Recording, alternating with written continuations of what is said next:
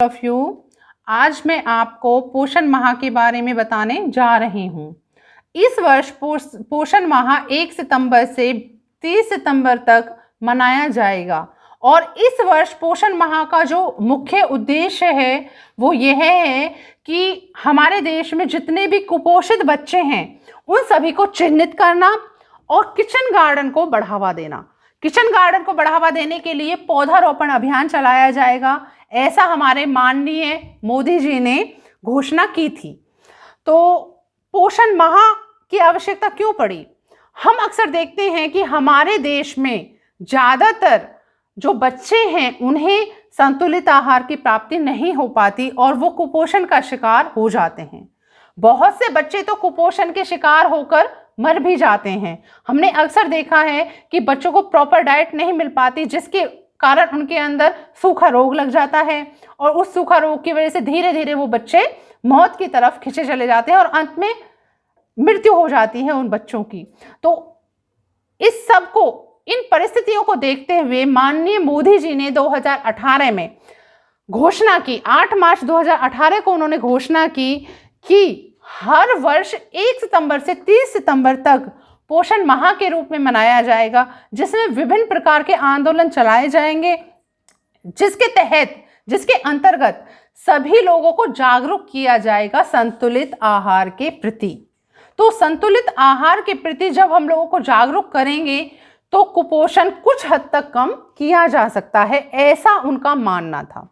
तो इसके अंतर्गत 1 सितंबर से 30 सितंबर तक 1 महीना पूरा हम पोषण माह के रूप में मनाते हैं।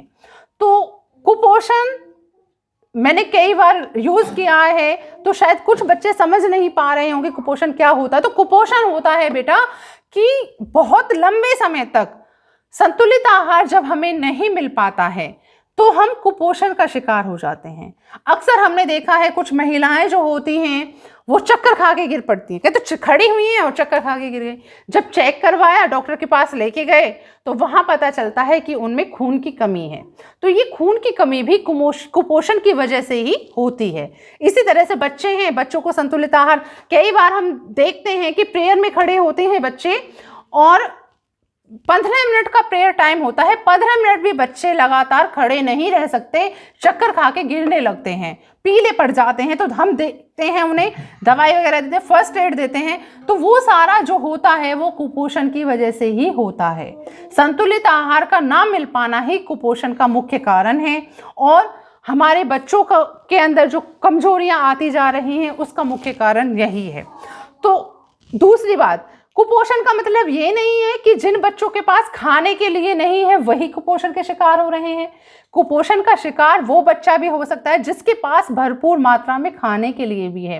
कैसे होता है वो मैं तुम्हें दिखाती हूँ। देखो, ये है बच्चा, इसके पास हर चीज है, हर सुख सुविधा है, लेकिन इसे भी हम कुपोषण का शिकार ही कहेंगे क्योंकि ये केवल 10 वर्ष का है और इसकी हेल्थ हाइट आप देख सकते हो। ये कुपोषण क्यों? क्योंकि ये जंक फूड पसंद करता है। बर्गर, पिज़्ज़ा, आइसक्रीम, मैगी, ये सारी चीज़ें इसे पसंद हैं। ब्रेड पसंद करता है, नमकीन पसंद करता है, बर्गर पसंद करता है और देखो कोल्ड ड्रिंक पसंद करता है। तो सब कुछ होते हुए भी ये कुपोषण का शिकार हो गया है। संतुलित आहार क्या होता है? ये है, ये भी 10 साल की ही है।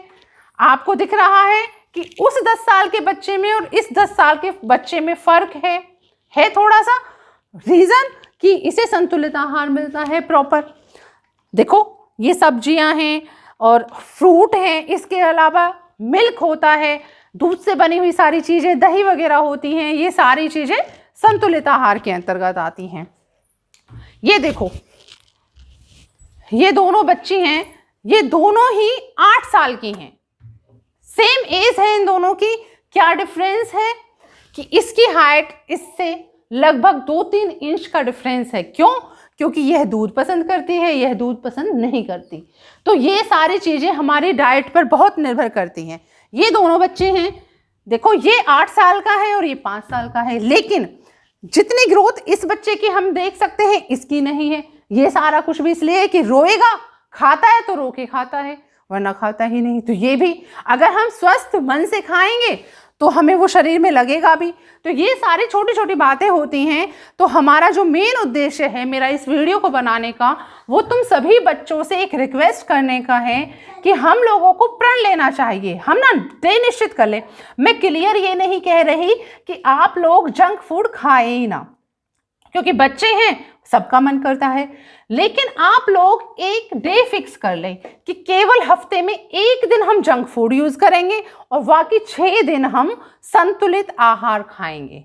संतुलित आहार में जरूरी नहीं है कि फल ही हो, दूध भी आप ले सकते हो, सिंपल रोटी सब्जी भी, आप हरी पत्तेदार सब्जी खाइए और सिंपल रोटी खाइए, गेहूं के आटे की बनी हुई रोटी खाइए, मैदा की बनी हुई चीज़ों से आप परहेज करिए। ये सारी चीज़ें संतुलित आहार में ही आती हैं। दूध ले लीजिए, दूध नहीं है तो दही ले लीजिए, दही भी नहीं है तो लस्सी ले लीजिए। ये सारी चीज़ें, छोटी छोटी बातें आपको ध्यान रखनी है। इन सभी बातों को ध्यान रखते हुए आप कुपोषण से बच सकते हैं।